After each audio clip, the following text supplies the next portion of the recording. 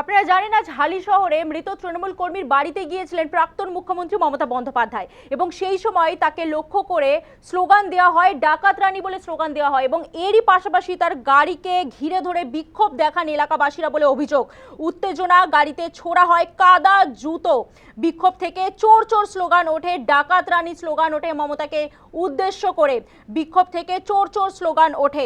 এলাকা অশান্ত করতে এসেছেন অভিযোগ বিক্ষোভকারীদের।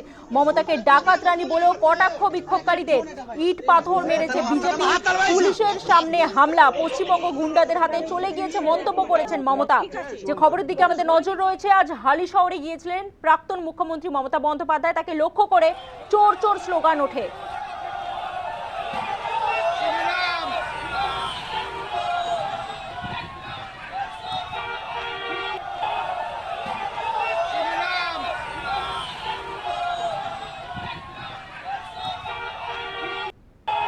এসছেন প্রাক্তন মুখ্যমন্ত্রী মমতা বন্দ্যোপাধ্যায়। মমতাকে উদ্দেশ্য করে চোর চোর স্লোগান এবং এরই পাশাপাশি মমতাকে ডাকাত রানী বলে কটাক্ষ বিক্ষোভকারীদের। মমতা বন্দ্যোপাধ্যায়কে ডাকাত রানী বলে কটাক্ষ বিক্ষোভকারীদের।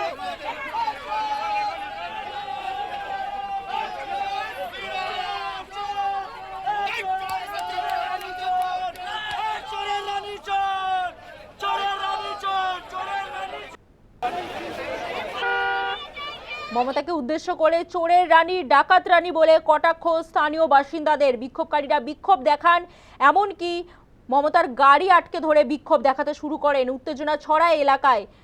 ইট পাথর মেরেছে বিজেপি, পুলিশের সামনে হামলা, পশ্চিমবঙ্গ গুন্ডাদের হাতে চলে গিয়েছে মন্তব্য প্রাক্তন মুখ্যমন্ত্রীর। শোনাবো।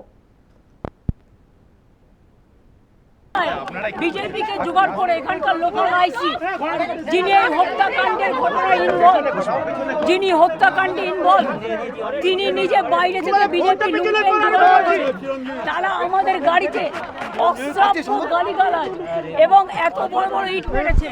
আপনারা গাড়িটা দেখুন, পুরো গাড়িতে ইট মারতে মারতে।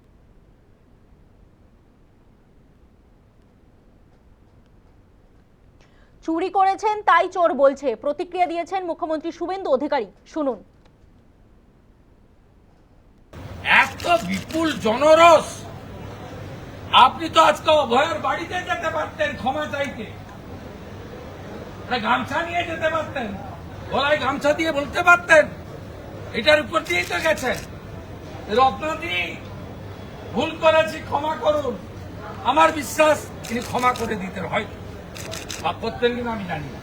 তা না করে আপনি ওখানে গেছেন।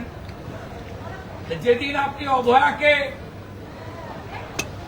একটা স্টেট হসপিটালের ভিতরে মেরেছিলেন, প্রমাণ লুপাট করতে গেছিলেন, 10 লাখ টাকা দিয়ে কিনতে গেছিলেন, সেদিন আপনার গাড়িতে কাদা মাখাবে না কি ফুল ছুড়বে?